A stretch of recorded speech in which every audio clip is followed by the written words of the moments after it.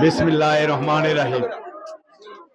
অত্যন্ত ভরাক্রান্ত মন নিয়ে এখানে বক্তব্য রাখতে হবে, আমি নিজেও মানসিকভাবে প্রস্তুত ছিলাম না।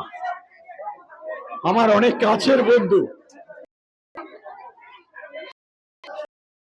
এক সময় ছাত্রদল করেছে, জাকির খান মোশাররফের যে কমিটি ছাত্রদল ছিল সে সহসভাপতি, জেলা ফার্স্ট জয়েন্ট সেক্রেটারি, সে নারায়ণগঞ্জ জেলা সভাপতি ছিল। অত্যন্ত বলতে হয় সবাই তার চলে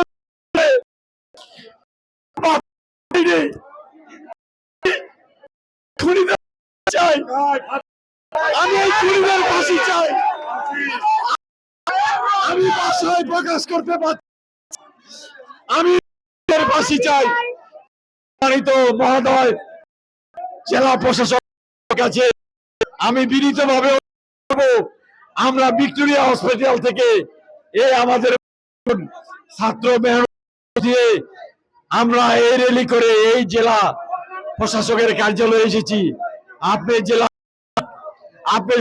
তদন্ত করে এই ফাঁসির দিবেন এবং আমি আপনার কাছে ডিসি মহোদয়ের কাছে বিনীতভাবে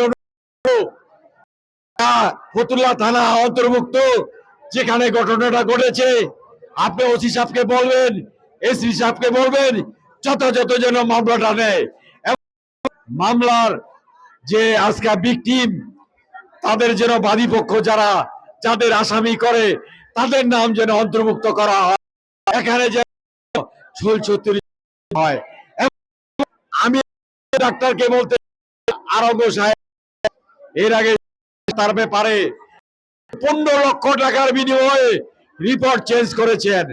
যদি এবারও কোনো কারণে চলচক্করি করে তাহলে আপনাকেও আমরা ছাড়বো না, আইনের কান ধরে আপনাকেও দাঁড় করা চাই। সঠিক যেটা তদন্ত, যেটা রিপোর্ট, সেই রিপোর্টটা আপনি দিবেন।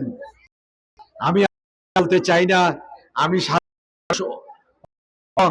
দয়া যারা কষ্ট করে এখানে এসেছেন আপনাদের এই পরিশ্রম ব্যথা না নেই সবার। আমার বন্ধু আনার হোসেন আনুর জন্য দোয়া করবেন, তাকে জান্নাত এবং পরিশেষে সমস্ত কামনা করে সবাই নিরাপদে থাকবেন।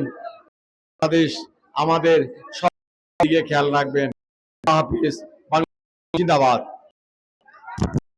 ধন্যবাদ।